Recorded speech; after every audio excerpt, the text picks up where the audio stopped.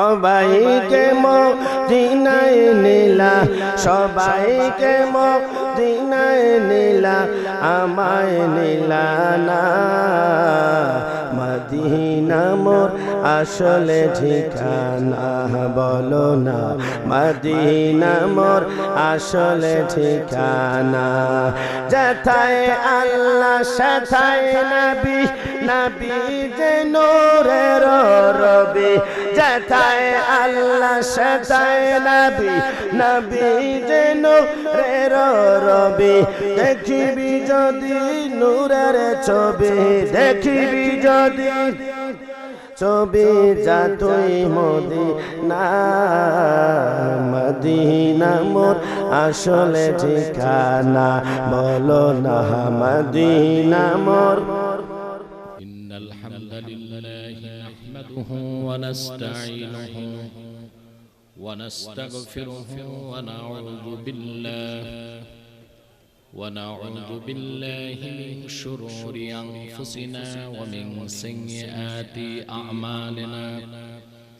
من يهده الله فلا مضل له ومن يضلله فلا هادي له ونشهد أن لا إله إلا الله وحده لا شريك له ونشهد أن سيدنا وحبيبنا ومولانا محمدا عبد الله ورسوله صلى الله عليه وعلى آله وصحبه وسلم الذي أكمل الله به قصر النبوة أي ختم الله به النبوة وحكم لا نبي بعده وأعلن في القرآن بالبرهان أن محمدا صلى الله عليه وسلم خاتم النبيين والمرسلين الذي أرسله بالحق بشيرا ونذيرا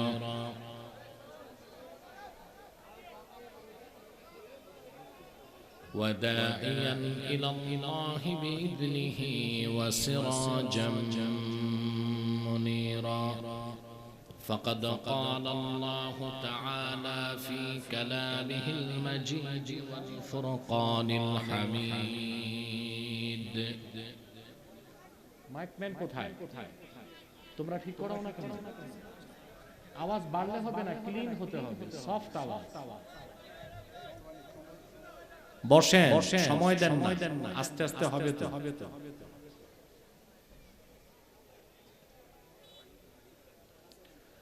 أعوذ بالله من الشيطان الرجيم. بسم الله الرحمن الرحيم.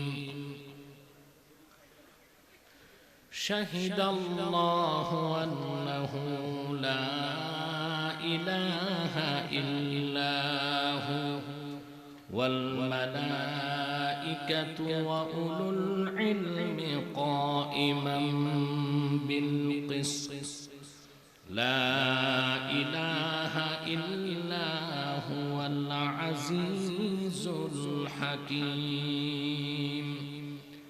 إن الدين عند الله الإسلام. صدق الله العظيم وصدق رسوله النبي الكريم ونحن على ذلك من الشاهدين والشاكرين والحمد لله رب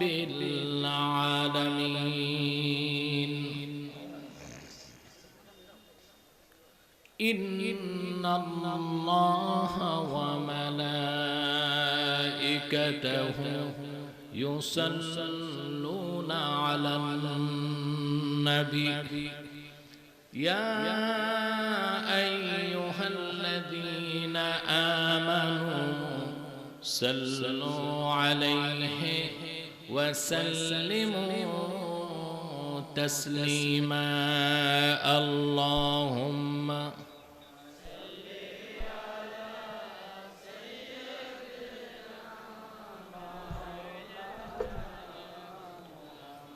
وعلى آله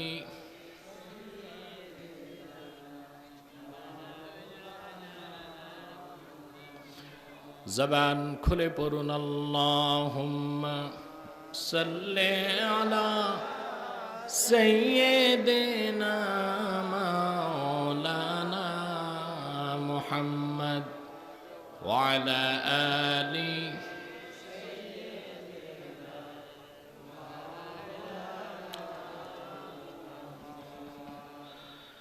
Medina Medina मोमिनों की गुनगुना है दीदारे मदीना आशिकों की तमन्ना है अल्लाहुम्मा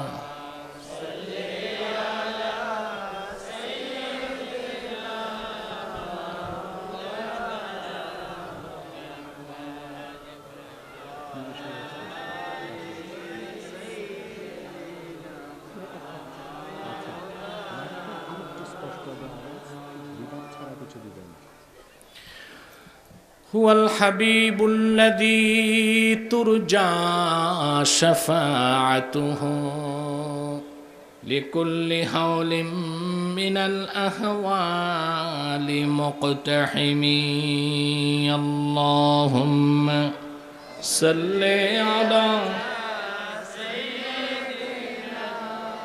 مولانا محمد وعلى آله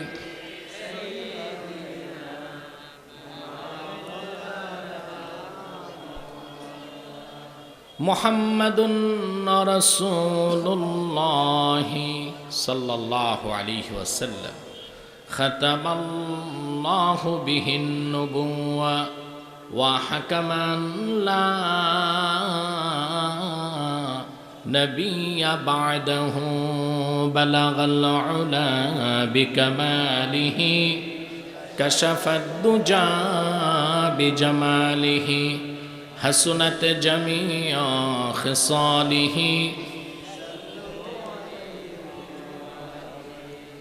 সবটুকুন শুকরিয়া আল্লাহ সুবহানাহু ওয়া তাআলার জন্যে যিনি আজকের এই মুতাবাররাক মাহফিলে আমাদেরকে আশার বসার তৌফিক মেহেরবানি করে ভিক্ষা দান করেছেন। সেজন্য আসুন আমরা সকলে একবার অবনত চিত্তে হৃদয়ের আবেগ অনুভূতি উজাড় করে সমবেত কণ্ঠে বলি আলহামদুলিল্লাহ। অগণিত অসংখ্য দরুদ ও সালাম আল্লাহর সৃষ্টির প্রধান আকর্ষণ বিশ্ব সভার সভাপতি সকল নবী রাসূলগণের মাথার তাজ শামসুল হিদায়াত বদরুদ্দুজা সাইয়্যিদুস সাকালাইন ইমামুল মুরসালিন খাতামুন নবিয়্যিন অল মুরসালিন আফতাবে নবুওয়াত শাহানশাহে রিসালাত সরকারে দো জাহাঁ সুলতানুল মদিনা নবিয়ুল আম্বিয়া হুজুরে আকরম নূরে মুজাসসম নূরুন আলা নূর সাইয়্যিদিনা হাবিবিনা শফিঈনা মাওলানা মুহাম্মদ সাল্লাল্লাহু আলাইহি ওয়াসাল্লামার উপর আল্লাহ জাল্লা যিকরুহ যাকে আজ থেকে ১,৫০০ বছর আগে প্রেরণ করেছেন সর্বশ্রেষ্ঠ ও সর্বশেষ নবী ও রাসূল হিসেবে, যার পরে আজ পর্যন্ত পৃথিবীতে অবশ্যই কোনো প্রকার নবী কিংবা রাসূল অবশ্যই আসে নাই, অবশ্যই এখনো নাই, অবশ্যই কিয়ামত পর্যন্ত আসবে না। সম্মানিত সুধী, আপনারা দুপুরবেলা কেউ খেয়ে আর কেউ না খেয়ে চলে এসেছেন, কেউ কৃষি জমিন থেকে চলে এসেছেন, কেউ তার ব্যবসা প্রতিষ্ঠান বন্ধ করে, কেউ তার চাকরি থেকে কিছু সময়ের সুযোগ নিয়ে চলে এসেছেন। এখানে আসার পেছনে পার্থিব জাগতিক সামাজিক রাজনৈতিক কোনো স্বার্থ নেই আমাদের। আমরা এসেছি শুধুমাত্র আল্লাহ তার হাবিবের রেজামন্দি হাসিল করার জন্য। আর অবশ্যই অবশ্যই নিশ্চিতভাবে বলছি, কোনো ব্যক্তির আকর্ষণও আসেন নাই, এসেছেন একমাত্র আল্লাহর কোরআনের ভালোবাসায়। ঠিক কিনা? হেদায়েতের জন্য। কিসের জন্য? এখানে আপনার অধিক সংখ্যক মুসলিম আছেন, কিন্তু আমি দেখতে পেয়েছি কিছু অমুসলিমও আছে। আল্লাহর কোরআন সকলের জন্য হেদায়েতকারী। কোরআনকারী সাউন্ডটা ভালো হচ্ছে, ধীরে ধীরে নয়েজ কমবে, একটু ক্লিন হবে। ইকো বাদ দিয়ে বুঝিয়ে দাও, রিভার্ব হতে পারে, ইকো থাকবে না। আপনারা এসেছেন কোরআন কারীমের হেদায়েত নিতে। আল্লাহর কোরআন সবার জন্য হেদায়েতকারী। কি মুসলিম কি অমুসলিম, কি আস্তিক কি নাস্তিক, কি বিশ্বাসী কি অবিশ্বাসী, কি রাম কি বাম, কি সংশয়বাদী, কি শ্বেতাঙ্গ কি কৃষ্ণাঙ্গ, কি ধনী কি গরিব, সবার জন্য হেদায়েতকারী হচ্ছে কোরআন। আল্লাহ পাক এটা কোরআন কারীমে বলেছেন, শাহরু রমাদান আল্লাযী উনজিলা ফীহিল কুরআনু হুদাল লিন-নাসি ওয়া বায়িনাতিম মিনাল হুদা ওয়াল ফুরকান। আল্লাহ পাক বলেছেন কোরআনের কথা, হুদাল লিন-নাস, সকল মানুষের জন্য হেদায়েতকারী। কথাটা বুঝেন নাই? বুঝলে তো বড় গলায় সুবহানাল্লাহ বলতেন। সব মানুষের জন্য কোরআন শরীফ হেদায়েতকারী, সবাই হেদায়েত পাবে যদি আল্লাহ মঞ্জুর করেন। আর মানুষের মধ্যে যারা সর্বশ্রেষ্ঠ মানুষ, আল্লাহর উদ্দেশ্যমূলক সৃষ্টি মুসলমান, তাদের জন্য কোরআন হেদায়েতকারী এবং রহমত। সুবহানাল্লাহ।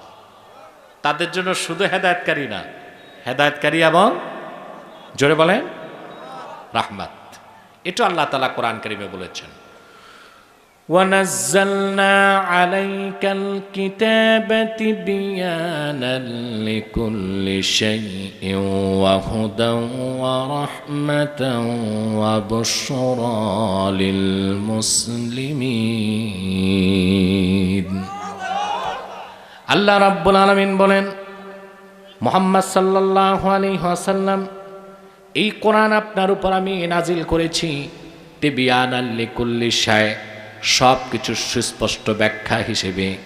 যে কোরআনের সব কথা আছে, আকাশের উপরের কথা তার নিচের কথা, জমিনের উপরের কথা তার নিচের কথা, ধুলোকের কথা ভুলোকের কথা, দূর অন্তরিক্ষের কথা মহাশূন্যের কথা, বিজ্ঞানের কথা দর্শনের কথা প্রযুক্তির কথা, বিজ্ঞানের যত ভাগ আছে, কি physics chemist zoology botany cosmology, সব কথা, ইহকালীন কল্যাণ পরকালীন মুক্তির জন্য যত নীতি, সব কথা আমি সূক্ষ্মাতি সূক্ষ্মভাবে পুঙ্খানুপুঙ্খভাবে কোরআনে বয়ান করেছি। সুবহানাল্লাহ। এত বড় নেয়ামত আমাদের বুকে আছে, মনে আছে, সিনায় আছে, কিন্তু এর উপকার থেকে মুসলমান আমরা অনেক দূরে আছি। ঠিক কিনা? তাহলে সবার জন্য কোরআন কারীম হেদায়েতকারী, আর মুসলমানের জন্য হেদায়েতকারী এবং রাহমাত। সুবহানাল্লাহ বলবেন না? এই মুসলমানগণের মধ্যে আবার যারা ইমানের সর্বোচ্চ মানদণ্ডে উত্তীর্ণ হয়ে যাবে, খাঁটি মুমিন হয়ে যাবে, তাদের জন্য উপকার আরো বাড়ায় দিবে কোরআন। তাদের জন্য কোরআন হেদায়েতকারী হবে, রহমত হবে, তাদের অন্তরের সমস্ত ব্যাধির মহা ঔষধ হয়ে যাবে। আল্লাহ রাব্বুল আলামিন বলেন, وَنُنَزِّلُ مِنَ الْقُرْآنِ مَا هُوَ شِفَاءٌ وَرَحْمَةٌ لِلْمُؤْمِنِينَ وَلَا يَزِيدُ الظَّالِمِينَ إِلَّا خَسَارًا। মুহাম্মদ সাল্লাল্লাহু আলাইহি ওয়াসাল্লাম, আমি ধাপে ধাপে ক্রমে ক্রমে আপনার উপরে কোরআন নাজিল করি। কেন? এ কোরআন হচ্ছে শিফা উল্লিল মুমিনিন, আপনার উম্মতের মধ্যে যারা মুমিন তাদের অন্তরের সমস্ত রোগ দূর করার জন্য আল্লাহর পক্ষ থেকে আগত বেহেশতি মহাঔষধ। বলেন সুবহান। এখন আমরা আলোচনার শুরুতেই সিদ্ধান্ত নিতে হবে যে আমরা স্টেজ ক্লোজ, কেউ উঠানামা করতে পারবে না, একদম বসে যাও, নয় নেমে যাও। আমাকে সুযোগ দিতে হবে কথা বলার। তাহলে আমাদেরকে এখন সিদ্ধান্ত নিতে হবে আমরা আল্লাহর কোরআন থেকে কতটুকু উপকার নিব। আমরা যদি শুধু মানুষ হতে চাই, কোরআন হেদায়েত করবে। যদি মুসলিম হই, হেদায়েতও পাবো, রহমতও পাবো। আর যদি খাঁটি মমিন হই, হেদায়েতও পাবো, রহমতও পাবো, শেফাও পাবো। সুবহানাল্লাহ বলেন। সেজন্য প্রস্তুত আছেন মানসিকভাবে? এই যে আসতে পেরেছেন, খুশি না বেজার? দাঁড়ায় আছে যারা, ওরা বেজার। আলহামদুলিল্লাহ, আমাদের প্যান্ডেল তো মোটামুটি ভরে গেছে। আমি জানি না আপনাদের এলাকায় দিনে মাহফিল হয়েছে কিনা, আগে হয়েছে? আচ্ছা, আলহামদুলিল্লাহ। আলহামদুলিল্লাহ, দিনে মাহফিলটা আল্লাহ আমার দ্বারা শুরু করছেন বাংলাদেশ। 14 সাল থেকে আমি শুরু করেছি ব্যাপকভাবে দিনে মাহফিল। পরে অনেক আলেম, বক্তা, পীর এরাও শুরু করছে। যাক, ভালো কাজ অনুসরণ করাও তো ভালো। প্রিয় সুধী, এই যে আসছেন, খুশি না বেজার? বেশি না কম? আলহামদুলিল্লাহ। যদি মাহফিলে বসতে পারেন, আল্লাহর রহমত বেশি পাবেন। তবে সবাইকে বসতে বলি না। আমাদের মাহফিলে তো অমুসলিমরাও আসে, হিন্দুরাও আসে, তাদেরকে বসতে বলি না, ওরা লজ্জা পায়। আমরা চাই ওরা যেভাবে আসে ওভাবে দাঁড়াক, কোরআন শরীফ শুনুক। ওই রকম অমুসলিম ছাড়া মুসলমান ভাই যারা আছেন তারা তো অন্তত বসে যান।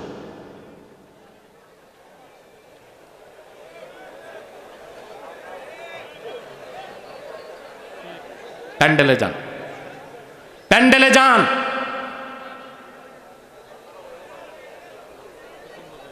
মানুষের কত বদ খাসলত, প্যান্ডেল থাকতে বাইরে বসবে। একেই মনে হয় বলে যে সুখে থাকলে বাঙালির ভূতে কিলায়। প্রিয় সুধী, তবে যারা জিন্সের প্যান্ট পরেছেন যুবকরা, তারা বসবেন না। কারণ আমি জানি না এই জিন্সের প্যান্ট কেন পরে যুবকরা। এটা কি ঠ্যাং দিয়ে সেলাই করে না সেলাই করে ঠ্যাং ঢুকায়, আমি জানি না। ওরা বসতে বললে বসলে তো চিচেন ফাঁক, তো দরকার নাই, দাঁড়ায় থাকো। প্রিয় সুধী, তা আমরা যে আসতে পেরেছি আমরা খুশি, ঠিক কিনা? আল্লাহ তাআলা খুশি, মাখলুকাত খুশি, সব খুশি। শুধু বেজারকে? শয়তান বেজার। শয়তানও বেজার, তার চেলাচামুন্ডারও বেজার। শয়তানের সব চেষ্টা ব্যর্থ। একটা বাকি আছে, মুনাজাতের আগে উঠানো যায় কিনা।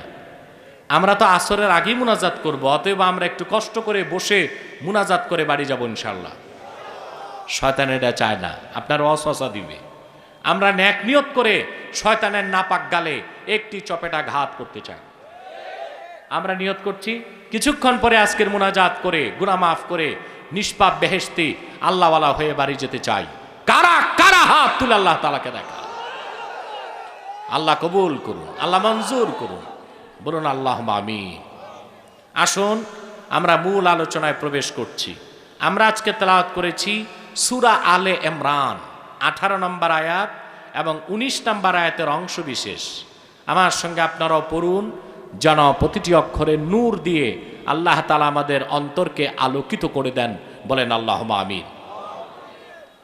পড়ুন আউযু বিল্লাহি মিনাশ শাইতানির রাজীম। বিসমিল্লাহির রাহমানির রাহিম। শাহিদাল্লাহু আন্নাহু লা ইলাহা ইল্লাহু ওয়াল মালাইকাতু ওয়া উলুল ইলমি কাইমান বিল কিসত লা ইলাহা ইল্লা হুয়াল আজিজুল হাকিম। ইন্নাদ-দীনা ইনদাল্লাহিল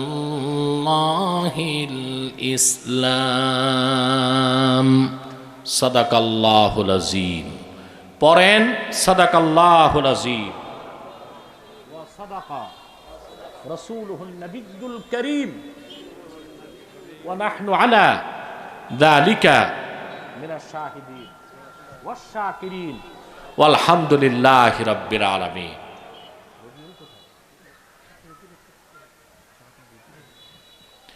আল্লাহ তাআলা সূরা আলে ইমরান 18 নম্বর আয়াতে বলেন, শাহিদ আল্লাহ, আল্লাহ নিজে সাক্ষী দেন, লা ইলাহা ইল্লাহু, তিনি ছাড়া কোনো ইলাহ নাই, কোনো মাবুদ নাই। সুবহানাল্লাহ। সাক্ষীটা কার? সাক্ষী না, সাক্ষ্যটা কার? কার পক্ষে? নিজের পক্ষে। সুবহানাল্লাহ। আল্লাহ সাক্ষ্য দিলেন নিজের পক্ষে, যে আল্লাহ সাক্ষ্য দেন নিশ্চয় আল্লাহ ছাড়া কোনো মাবুদ নাই।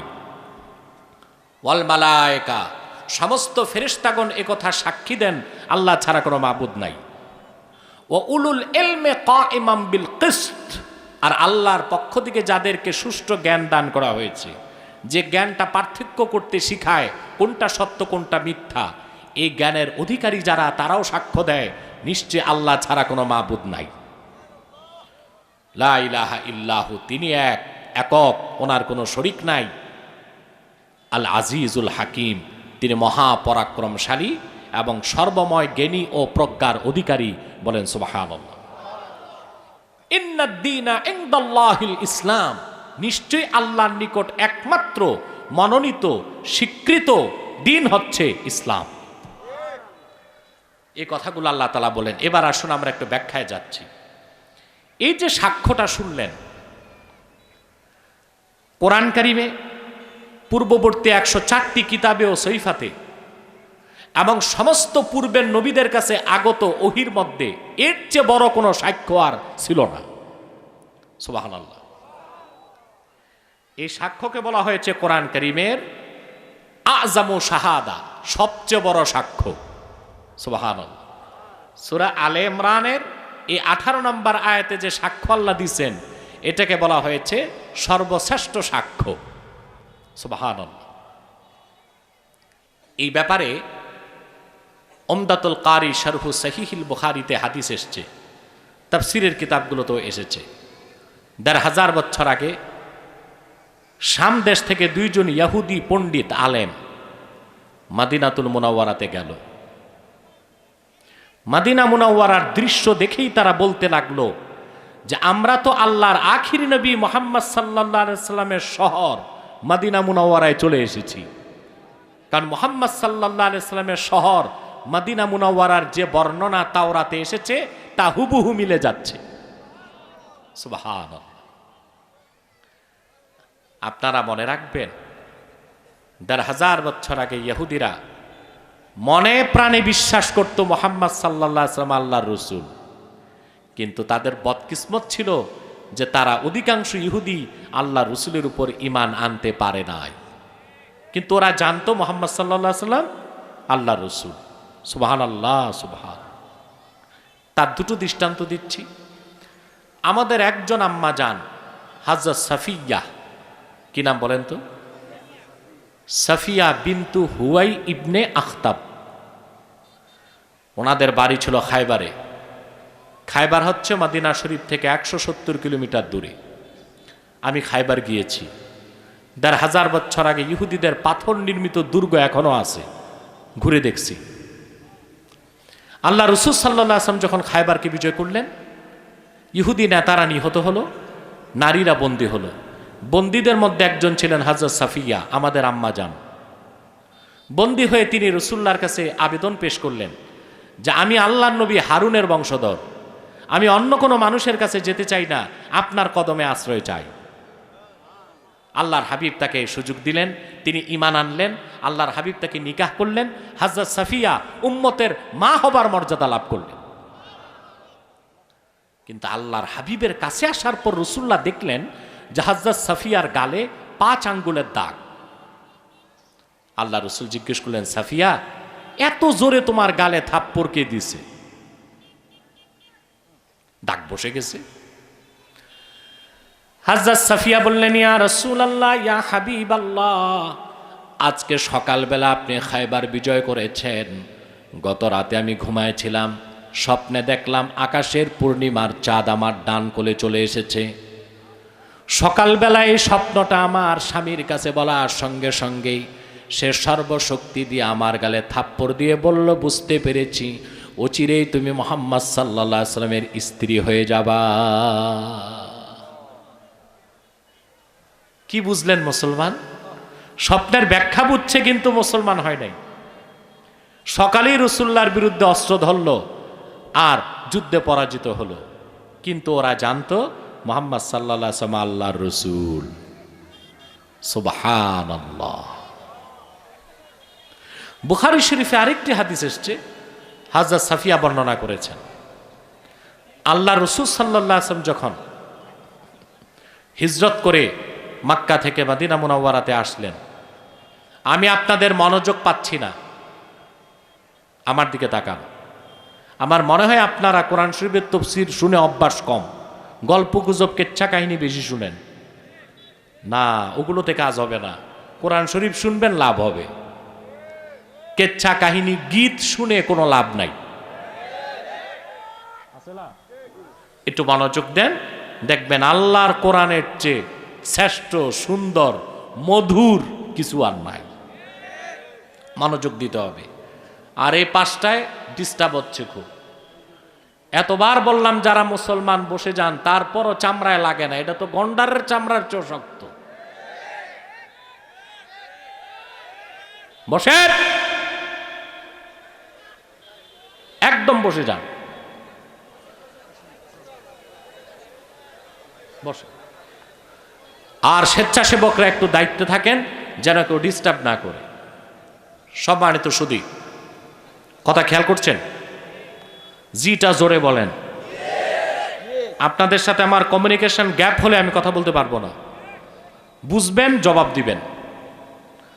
হযরত সাফিয়া বলেন, রাসূলুল্লাহ সাল্লাল্লাহু আলাইহি ওয়াসাল্লাম যখন মক্কা থেকে হিজরত করে মদিনা মুনাওয়ারাতে আসলেন, আল্লাহ রসুলকে দেখার জন্য গেলেন আমার বাবা আর আমার চাচা, দুইজন সেই কালে ইহুদিদের শ্রেষ্ঠ পণ্ডিত, তাওরাত কিতাবের পারদর্শী। হযরত সাফিয়া বলেন, আমার পিতা এবং আমার চাচা যখন খায়বার থেকে মদিনা মুনাওয়ারায় যে রাসূলুল্লাহর সাক্ষাৎ লাভ করে ফিরে আসলো, আমি দেখলাম আমার চাচা এবং আমার বাবার চেহারা কালো হয়ে আছে। কি যেন তারা কানে কানে বলে, আমারে শুনতে দেয় না। গভীরভাবে কান পেতে শুনলাম আমার চাচা আমার বাবাকে জিজ্ঞেস করছে, আহুয়া হুয়া। মদিনা মুনাওয়ারাতে মুহাম্মদ সাল্লাল্লাহু আলাইহি ওয়াসাল্লামকে দেখে আসলাম। তাওরাত কিতাবে আল্লাহর আখিরি নবীর যত বর্ণনা সব তো পেয়ে গেলাম। মুহাম্মদ সাল্লাল্লাহু আলাইহি ওয়াসাল্লামকে দেখে আসলাম, তিনি কি আল্লাহর আখিরি নবী কিনা? আমার বাবা জবাব দিলেন, মুসার মালিক আল্লাহর কসম, তিনি আল্লাহর আখিরি নবী মুহাম্মাদুর রাসূলুল্লাহ সাল্লাল্লাহু আলাইহি ওয়াসাল্লাম। চাচা জিজ্ঞেস করলেন, তাহলে আসো আমরা মুসলমান হয়ে যাই। বাবা বলল, না, আমরা তো বুঝতে পেরেছিলাম, আমরা তো জানতাম যে আখিরি নবী আসবেন বনি ইসরাইল থেকে, তা তো হলো না, আসছেন তো ইসমাইলের বংশে, অতএব আমরা ঈমান আনবো না, আমরা বিরোধিতা করে যাব। বলে নওজুবিল্লাহ। ইহুদি জাতি যে অভিশপ্ত জাতি, এটা এমনে এমনে না, ঠিক কিনা? রাসূলুল্লাহকে চিনার পরও ইহুদিরা সৌভাগ্য থেকে বঞ্চিত কেন হলো? উম্মতে মুহাম্মদী হতে পারল না কেন? তার কারণটা আল্লাহ বলে দিয়েছেন, ইন্নাল্লাযীনা ইয়াকফুরুনা বিআয়াতিল্লাহি ওয়া ইয়াকতুলুনান নাবিয়্যিনা বিগাইরি হক ওয়া ইয়াকতুলুনাল্লাযীনা ইয়া'মুরুনা বিল কিসতি মিনান নাসি ফাবাশশিরহুম বিআযাবিন আলীম। এই কুখ্যাত ইহুদিরা আল্লাহর পক্ষ থেকে আসা প্রচুর নবীকে হত্যা করছে। যারা সত্যের পক্ষে কথা বলে সে মানুষদেরকে তারা হত্যা করে, জুলুম করেছে। মহাসত্যকে অস্বীকার করেছে। এই কারণেই আল্লাহ তাআলা মুহাম্মদ সাল্লাল্লাহু আলাইহি সাল্লামের উম্মত হবার সৌভাগ্য থেকে তাদেরকে বঞ্চিত করেছে। শুধু সৌভাগ্য থেকে বঞ্চিত, আল্লাহ দুনিয়া থেকেও তাদের বঞ্চিত করেছেন, আখিরাত থেকেও বঞ্চিত করেছেন ইহুদিদেরকে। এটা আল্লাহ বলে দিয়েছেন, উলাইকাল্লাযীনা হাবিতাত আ'মালুহুম ফিদ দুনিয়া ওয়াল আখিরাতি ওয়া মা লাহুম মিন নাসিরিন। ইহুদিদের আখিরাতও শেষ, দুনিয়াও শেষ। আর দুনিয়াতে আখিরাতেও তাদের কিছু নাই, দুনিয়াতেও কিছু নাই। আর দুনিয়াতে তারা কোনোদিনও তাদের প্রকৃত বন্ধু বা সাহায্যকারী কাউকে পাবে না। শুধু সবাই তাদেরকে ধোঁকা দিবে, ধিক্কার দিবে আর নিন্দা করবে। এটা বিশ্বাস করেন? ইহুদিদের দুনিয়াতেও নাই, আখিরাতেও নাই। এখন কোন ইসলাম বিদ্বেষী বা সংশয়বাদী আমাকে প্রশ্ন করতে পারে, কোন সংশয়বাদী আমাকে প্রশ্ন করতে পারে, আমাকে করে। নাস্তিকরা, সংশয়বাদীরা আমার সাথে ডিবেটে বসে, আপনারা জানেন। আলহামদুলিল্লাহ, রাসূলুল্লাহ সাল্লাল্লাহু আলাইহি ওয়াসাল্লামের এই গোলামের কাছে তাদের সবাই পরাজিত হয়েছে। এখন আর বসার মতো ক্যান্ডিডেট নাই। তবে সবাই ঠিক হয় নাই। কেন ঠিক হয় নাই? ওই যে কি যেন বাঁকা থাকলে আর সোজা হয় না, ওইটা আর আমি নাই বললাম। প্রিয় সুধী, ইহুদিদের কোন সংশয়বাদী আমাকে বলতে পারে, হুজুর ইহুদিদের আখেরাতে নাই বুঝলাম, দুনিয়ায় নাই কেমনে বলেন? সব টাকাই তো ওদের হাতে। কথা বলেন। বিশেষজ্ঞদের মতে পৃথিবীর 78% অর্থনীতি কন্ট্রোল করে আমেরিকা। আর আমেরিকার 80% অর্থনীতি কুক্ষিগত করে রেখেছে রকচাইল্ড ফ্যামিলি। এটা ইহুদি পরিবার, রকচাইল্ড ফ্যামিলি। এখন বলতে পারেন, হুজুর ওদের তো দুনিয়ায় সম্পদ বেশি। তার প্রথম জবাব, এই সম্পদ ওদের না, এটা মুসলমানের কাছ থেকে চুরি করে নেওয়া সম্পদ। চোর যত সম্পদশালী হোক, সেটা তার সম্পদ বলে গণ্য হবে না। 2, এত সম্পদ থেকে লাভ কি? বিশ্ব মানচিত্রে ইহুদিদের একটা রাষ্ট্র নাই। আছে? বলবেন ইসরায়েল, এটাকে আমরা রাষ্ট্র বলবো না, এটা জবরদখল। এটা কি? মনে করেন আপনার একটা বাড়ি আছে 1 বিঘা, এলাকার কিছু দুষ্ট মানুষ থাকে না, বিকজ সন্ত্রাসী, টেররিস্ট, চাঁদাবাজ, দেখা যায় এলাকার মোড়লরা ওদের পক্ষে ভয়তে। বুঝলেন নাই? এগুলোর নামও অদ্ভুত হয়, হকি স্টিক, ব্যালিস্টিক। পিস্তলের ভয়তে মাতবররা চুপ। পুলিশ ধরে নিয়ে যায়, ওখানেও দেখা যায় ছুটা পেয়ে যায়। দুলাভাই আছে, ফোন করে কাকে ধরছো, বলে অমুককে। আরে এটা তো আমার শালার ঘরের শালা। ভয়তে পুলিশও ছেড়ে দেয়। এইরকম কিছু মানুষ সারা বাংলাদেশে আছে। এইরকম একজন এসে আপনার বাড়ির 10% জায়গা দখল করে 4 তলা একটা বিল্ডিং করছে। বাড়ি কার? ওর না আপনার? আপনার বাড়ি ও জবরদখল করছে। ইসরায়েল নামক রাষ্ট্রকে স্বীকৃতি দেওয়া যাবে না। ফিলিস্তিন হচ্ছে যুগ যুগ ধরে আরবি মুসলমানদের জন্মভূমি। বিশ্ব সভ্যতার সবচেয়ে বড় শত্রু ব্রিটেন চক্রান্ত করে ইসরায়েল নামক অবৈধ রাষ্ট্রকে ফিলিস্তিনে জায়গা দিয়েছে। আজ হোক কাল হোক বিশ্ব মানচিত্র থেকে ইসরায়েল নামক জারদ রাষ্ট্রের অস্তিত্ব মুছে যাবে ইনশাআল্লাহ।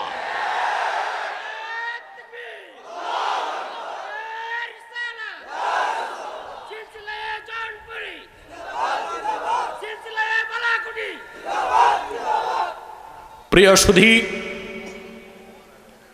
তাহলে ইহুদিদের দুনিয়াতেও কিছু নাই, আখিরাতেও কিছু নাই। আল্লাহ আরেকটা কথা বলছেন, ওমা লাহুম মিন নাসিরিন, ওদের কোনো সাহায্যকারী নাই। আখিরাতে তো নাই, দুনিয়াতেও কি সাহায্যকারী আছে? নাই। 1917 সালে ব্যালফোর চুক্তির মাধ্যমে ইসরায়েল নামক রাষ্ট্রের গোড়াপত্তন করা হয়। 1917 সালে প্রতিষ্ঠিত হয়েছে, স্বাধীনতা পেয়েছে, স্বীকৃতি পেয়েছে 1948 সালে। ইহুদিরা কখনোই শুরুতেই আরবে যেতে চায় নাই। ওরা চেয়েছিল জায়গা আর্জেন্টিনাতে, চেয়েছিল বেলজিয়ামে, আফ্রিকাতে। ব্রিটেনরা দেখেছে ইহুদিরা শান্তিতে থাকবে, তা হতে পারে না, এদের জায়গা করছে নিয়ে ফিলিস্তিনে, যেন সারা জীবন অশান্তিতে থাকে, শান্তি যেন না পায়। ব্রিটেনের সহযোগিতা যখন বন্ধ হয়ে গেল, তাদেরকে সহযোগিতা করা শুরু করলো আমেরিকা দ্বিতীয় বিশ্বযুদ্ধের পর থেকে। এখন মার্কিন যুক্তরাষ্ট্র তার চেহারা ফিরিয়ে দিচ্ছে ইসরায়েল থেকে। তার কারণ মধ্য এশিয়াতে তালেবান আমেরিকাকে এমন মাইর দিছে, মাইরের চোটে নির্ধারিত তারিখের আগেই $2.26 ট্রিলিয়ন ক্ষতিপূরণ আদায় না করে আফগান ছেড়ে পালিয়েছে। এখন তার নিজের অস্তিত্ব সংকটে আছে, ইসরায়েলকে সাহায্য করার আর সাহস তার নাই, ঠিক কিনা বলেন? ওমা লাহুম মিন নাসিরিন, তাদের কোনো সাহায্যকারী নাই, ঠিক কিনা বলেন? ইহুদিদের মধ্যে খুব কম সংখ্যক লোক ১৫০০ বছর আগে মুসলমান হয়েছিল। এইরকম 2 জন ইহুদি শাম দেশ থেকে মদিনাতুল মুনাওয়ারাতে গেল। কথা বুঝতেছেন? শাম চিনতে পারছেন? শাম 4টা রাষ্ট্রকে হাদিসে শাম বলা হয়েছে। সিরিয়া, যার রাজধানী দামাস্ক, তারপরে আপনার জর্ডান, যার রাজধানী আম্মান, ফিলিস্তিন, লেবানন, ইরাকের একটা অংশ নিয়ে শাম। এই শাম দেশ থেকে 2 জন ইহুদি, ওই যুগের সেরা আলেম, মদিনাতুল মুনাওয়ারাতে এসে বুঝতে পারলো আমরা আল্লাহর আখিরি নবী মুহাম্মদ সাল্লাল্লাহু আলাইহি সাল্লামের নূরের শহর মদিনা মুনাওয়ারায় চলে এসেছি। লোকজনকে জিজ্ঞেস করলো, ভাই মুহাম্মদ সাল্লাল্লাহু আলাইহি সাল্লাম কি মক্কা থেকে হিজরত করে মদিনা মুনাওয়ারায় এসেছেন? লোকজন বললেন, জি এসেছেন। হাদিস সাক্ষী 10 জন ইহুদি আল্লাহর হাবিবের কদমে চলে গেল, যে বললেন, ইয়া রাসূলুল্লাহ, ইয়া হাবিবাল্লাহ, আমরা মনে প্রাণে বিশ্বাস করি আপনি আল্লাহর রসুল, তবে একটি প্রশ্ন করব, আপনি যদি তাৎক্ষণিক উত্তর দিতে পারেন আমরা কাল বিলম্ব না করে এখনই আপনার হাতে হাত রেখে মুসলমান হয়ে যাব। সুবহানাল্লাহ, আরেকবার বলেন। কয়টি প্রশ্ন করবে? আল্লাহর হাবিব বলেন, ঠিক আছে করো। ওরা প্রশ্ন করল, আইয়ু শাহাদাতিন আযমু ফি কিতাবিল্লাহ, আল্লাহর এলেমে, আল্লাহর কিতাবে সবচেয়ে বড় সাক্ষ্য কোনটি বলেন? হাদিস সাক্ষী সেই 2 ইহুদির প্রশ্ন করতে দেরি হলো, কিন্তু আল্লাহর পক্ষ থেকে জিবরিল আসতে দেরি হলো না। সঙ্গে সঙ্গে আল্লাহ তাআলা সূরা আলে ইমরানের 18 নম্বর আয়াত নাজিল করে দিলেন, শাহিদাল্লাহু আন্নাহু লা ইলাহা ইল্লা হুয়া ওয়াল মালাইকাতু ওয়া উলুল ইলমি কাইমান বিল কিসতি লা ইলাহা ইল্লা হুয়াল আজিজুল হাকীম। এই আয়াত কেন নাজিল হলো তা তো বুঝতে পারছেন? কথা বলেন। আল্লাহ সাক্ষ্য দিলেন যে সবচেয়ে বড় সাক্ষ্য হচ্ছে আল্লাহ নিজে সাক্ষী দেন, সাক্ষ্য দেন আল্লাহ ছাড়া কোনো মাবুদ নাই। সমস্ত ফেরেশতারা এই কথা সাক্ষ্য দেয়, সমস্ত জ্ঞানীগণ এই কথা সাক্ষ্য দেয়, এই কথার উপরে কোনো কথা নাই। সবচেয়ে সত্য, মহাসত্য এটাই, লা ইলাহা ইল্লাল্লাহ, আল্লাহ ছাড়া কোনো মাবুদ নাই। এখন খুব ভালো করে বুঝেন কিছু সূক্ষ্ম বিষয়। আল্লাহ ছাড়া কোনো ইলাহ নাই, এটার জন্য সাক্ষী লাগবে। কিন্তু আল্লাহ যে একজন আছেন এটার জন্য কোনো সাক্ষ্য দরকার নাই, সাক্ষীরও দরকার নাই, কোনো প্রমাণ দরকার নাই। বিনা সাক্ষী ও প্রমাণে সৃষ্টি এই কথা বলতে বাধ্য আমার একজন স্রষ্টা আছে, তিনি আল্লাহ। তিনি কে? সৃষ্টি যতটুকু বাস্তব তার চেয়ে মহাসত্য স্রষ্টা, কারণ স্রষ্টা ছাড়া সৃষ্টি অস্তিত্ব লাভ করতে পারে না। পারে? এই মহাসত্য কথাটাই বুঝলো না আমার দেশের নাস্তিকরা, ঠিক কিনা? নাস্তিকদের জন্য আফসোস লাগে। একটা কুকুর তার মালিক চিনে, বিড়াল তার মালিক চিনে, একটা গরু তার মালিক চিনে, নাস্তিকরা মালিক চিনে না, ঠিক কিনা? একটা কুকুরকে হাড় হাড্ডি খেতে দিবেন, সারা রাত আপনার ঘরে চোর পাহারা দিবে, ঠিক কিনা? বিড়ালকে এক বাটি দুধ খাওয়াবেন, ও আপনার পিছু পিছু ঘুরবে। কৃষক বলদকে গরুকে কি খাওয়ায়? আপনারা কি খাওয়ান? আতপ চালের ভাত, সোনামুগের ডাল, পদ্মার ইলিশ, কথা খড় ভুসি, ফ্যান আর তুষি। কিন্তু বলদ কতটুক কথা শুনে তার মালিকের? হাল চাষ করার সময় মালিক বলে হাট, সে হাটে। মালিক বলে থাম, আফসোস অ্যাথিস্ট নাস্তিকদের জন্য একটি কুকুর তার মালিক চিনে, একটি বিড়াল তার মালিক চিনে, একটি গরু তার মালিক চিনে। নাস্তিক হচ্ছে সেই নিকৃষ্ট জীব যে তার মালিক আল্লাহ রাব্বুল আলামিনকে চিনতে পারে না। আফসোস তাদের জন্য। স্রষ্টা আমার আছেন আল্লাহ, এর জন্য কোনো সাক্ষ্য লাগবে? প্রমাণ, এভিডেন্স লাগবে?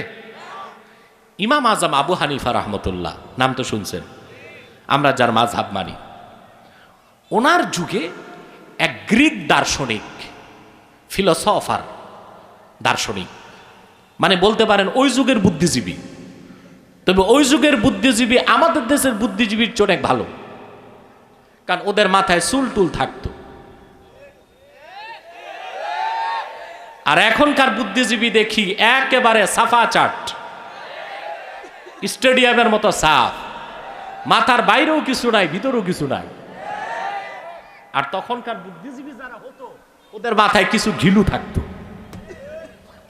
এক গ্রিক দার্শনিক, বুদ্ধিজীবী, ফিলোসফার, সে ইরাকে প্রচার করতে লাগলো যে সৃষ্টির জন্য স্রষ্টার আবার কি দরকার।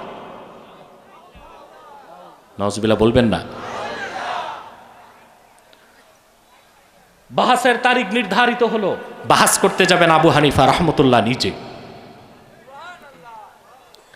বাহাসের সময় থেকে নির্ধারিত সময়ের 3 ঘন্টা পর ইমাম আজম পৌঁছলেন। নাস্তিক তো রেগে বেগুনের মতো যেমন ভেজে উঠছে, কোনো বাহাস নাই, তোমাদের আবু হানিফা ওয়াদা বরখেলাফ করছে। আবু হানিফা ওয়াদা বরখেলাফ করছে, এটা বড় গুনাহ হয়ে গেছে, তার যে ঈমান নাই খবর নাই।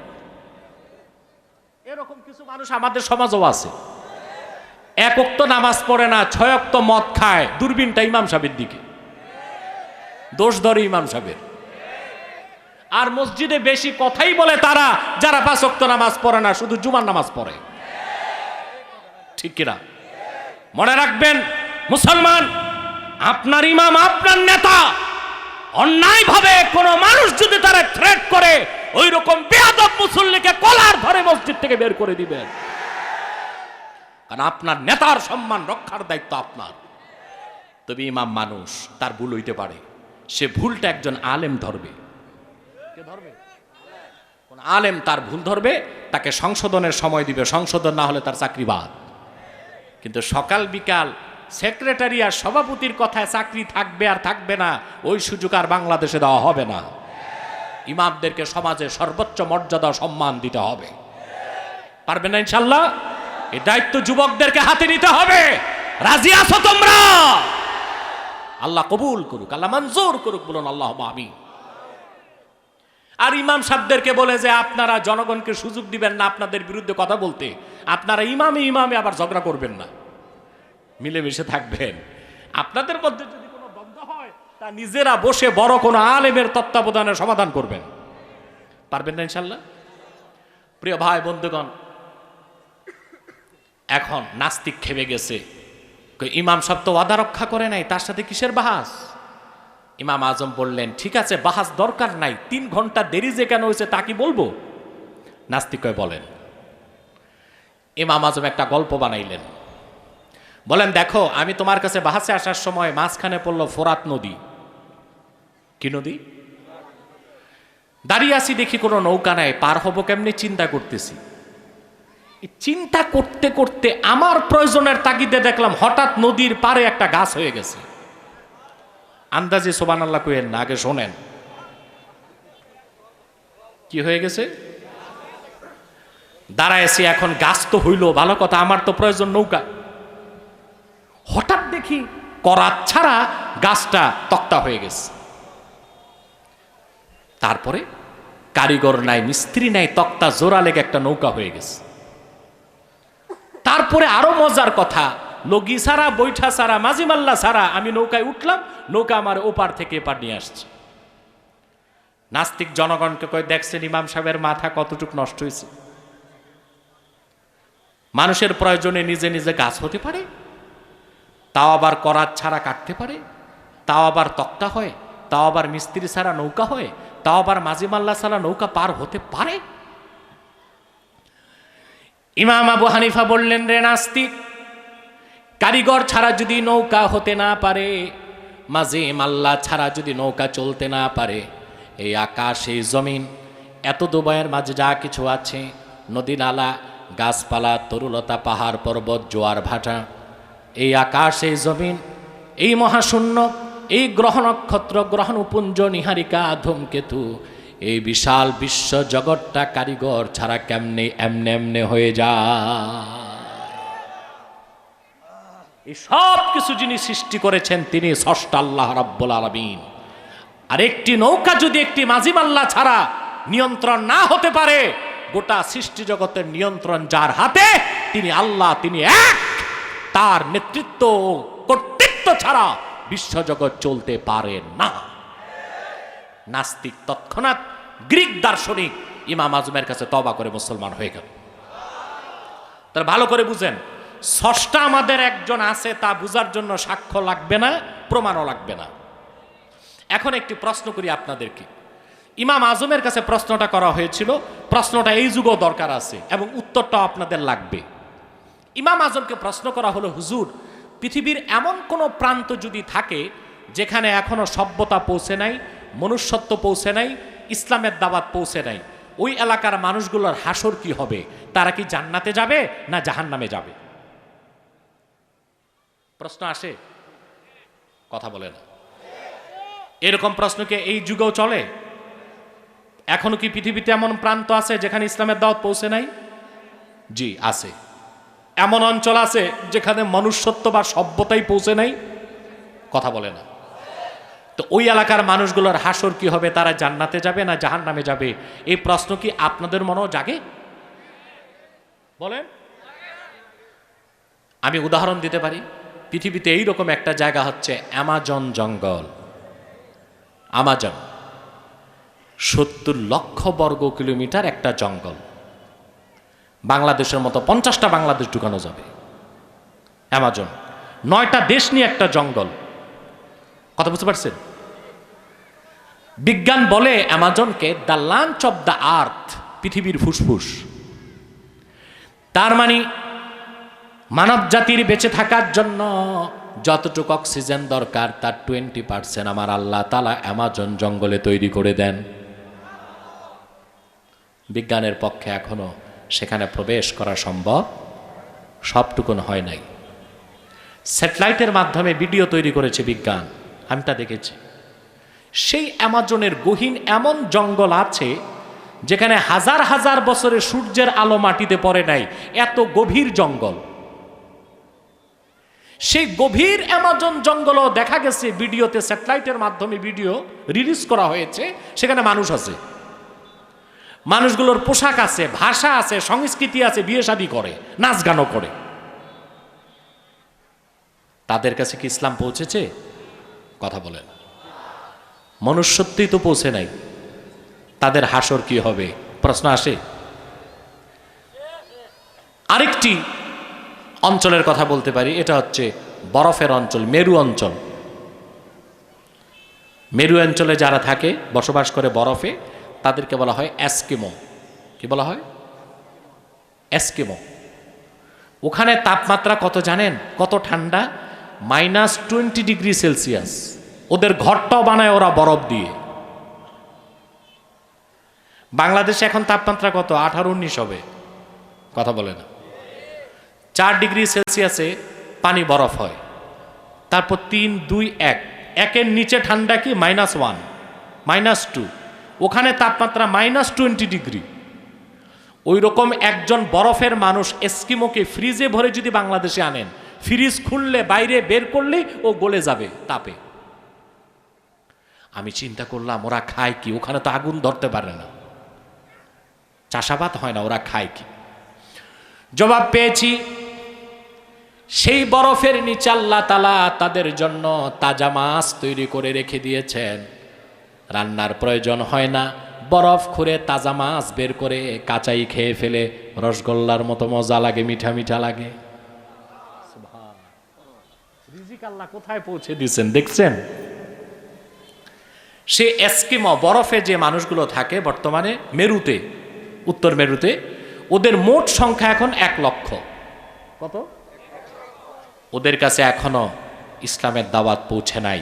কাল কিয়ামতে তাদের হিসাব কি হবে? তারা জান্নাতে যাবে না জাহান্নামে যাবে? প্রশ্ন আসে না?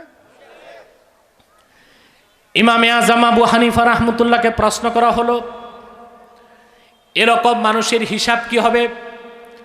ইমামে আজম আবু হানিফা রাহমাতুল্লাহ জবাব দিয়েছেন, এই রকম মানুষকে আমার আল্লাহ রাব্বুল আলামিন একটি প্রশ্ন করবেন সামনে দাঁড় করিয়ে। শুধু প্রশ্ন করবেন, মান খলাকাকা, তোমাকে কে সৃষ্টি করেছে?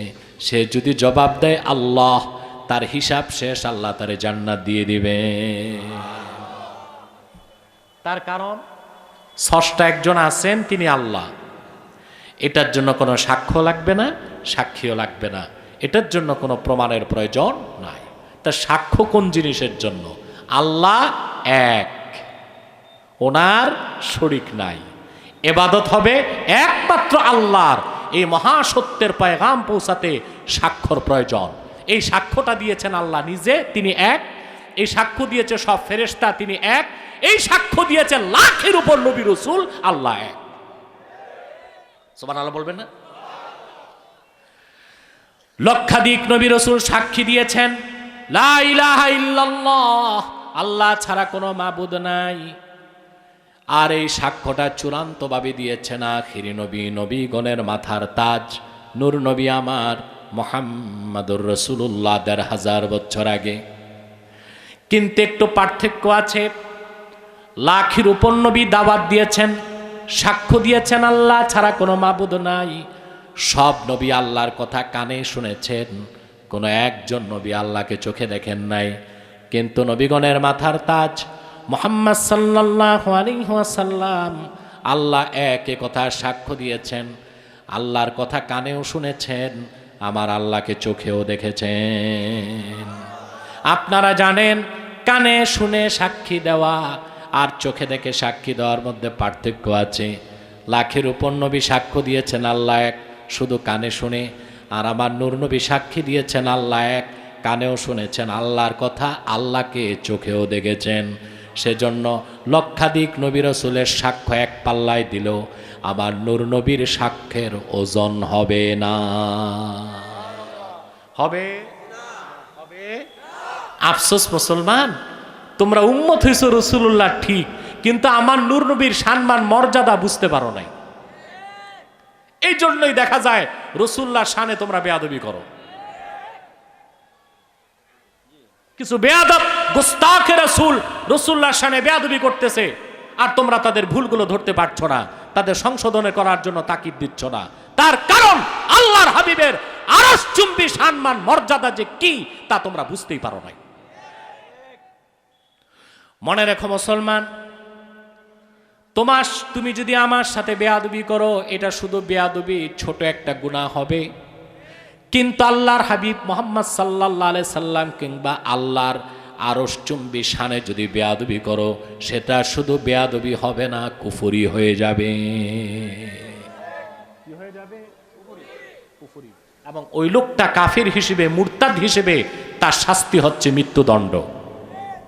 এই জন্য যত নাস্তিক ব্লগার আল্লাহ তার রাসূলের শানে বেয়াদবি করেছে, আমরা তাদের মৃত্যুদণ্ড বাংলাদেশে চাই। ঠিক কিনা বলেন? এটা মুসলমানের দাবি এবং মুসলমানের মৌলিক অধিকার। যে তার ধর্ম পালন করবে কেউ বাধা দিবে না, যে যার ধর্ম পালন করবে আমরা বাধা দিব না। কিন্তু কোন ধর্মের মানুষ সে যেই হোক যদি আল্লাহ তার রাসূলের শানে বেয়াদবি করে তাকে ছাড় দেওয়া হবে না, মাফ করা হবে না, মৃত্যুদণ্ডের মাধ্যমে তার শাস্তি নিশ্চিত করতেই হবে।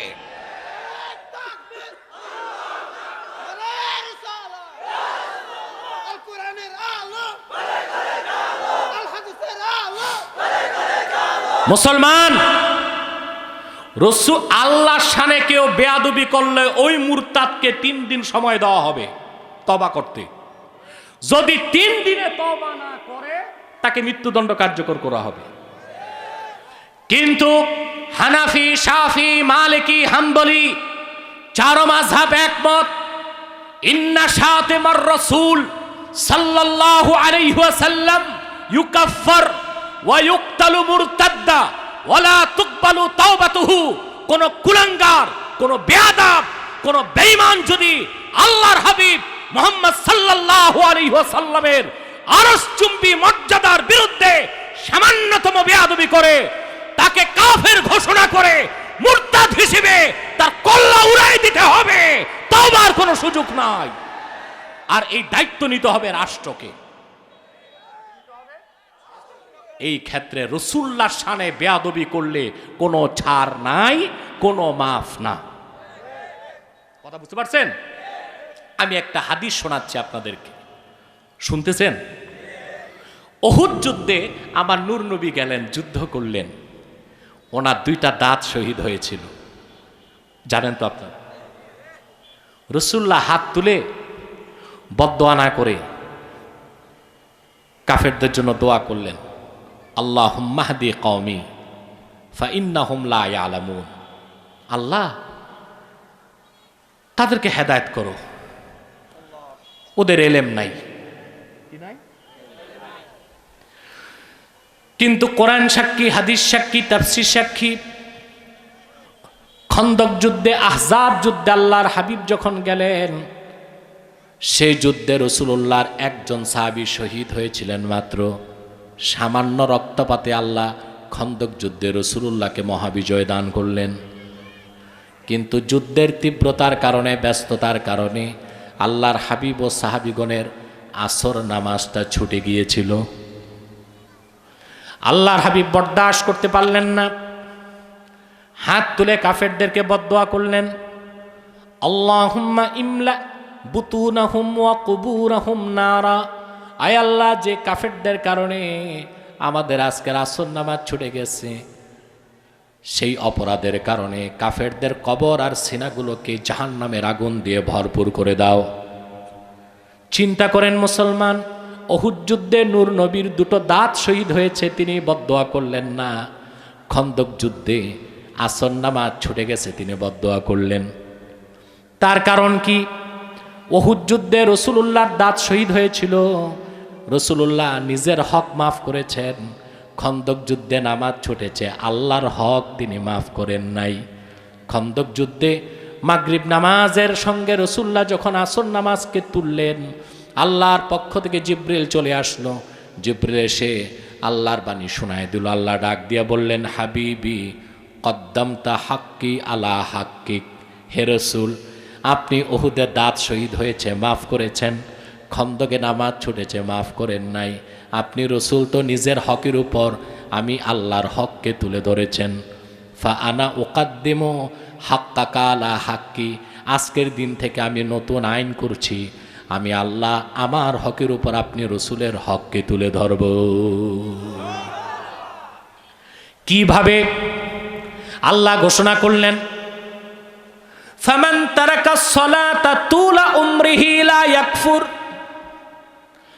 আপনার কোন উম্মত যদি ঈমান আনার পরে সারা জীবন নামাজ না পড়ে, সে গুনাহগার হবে, জাহান্নামে যাবে, কোনো একদিন মাপ পাবে, কিন্তু কাফের হবে না।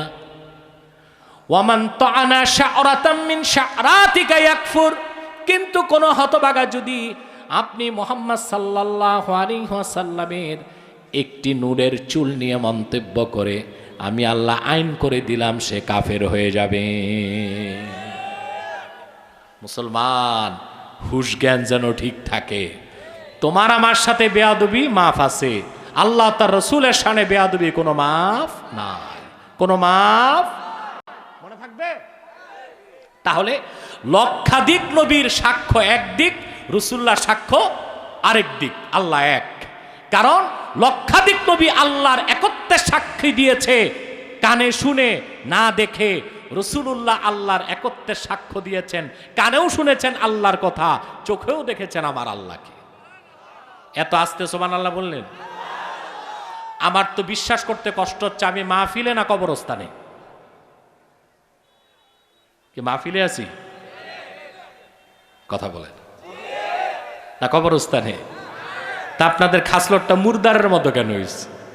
জীবিত মানুষের মতো সব প্রাণবন্ত যুবক আওয়াজ করে কথা বলবেন। আমি আর বসতে বলবো না, দাঁড়াই থাকো। আর বসার দরকারও নাই। আলহামদুলিল্লাহ, আমাদের আল্লাহর কোরআন পুরা করে দিচ্ছেন, আলহামদুলিল্লাহ। কিছু মানুষ আছে প্যান্ডেলে বসতে চায় না, ভাবছে মাঝে মধ্যে মাহফিলে গোলমাল হয়, দৌড় দেওয়ার একটা সুবিধা আগে বানায় রাখছে। কোনো গোলমাল হবে না, আমরা সব মুসলিম এখানে। প্রিয় ভাই বন্ধুগণ, পূর্বের নবীগণ কেউ আল্লাহকে চোখে দেখেছেন? দেখতে তো চাইছেন।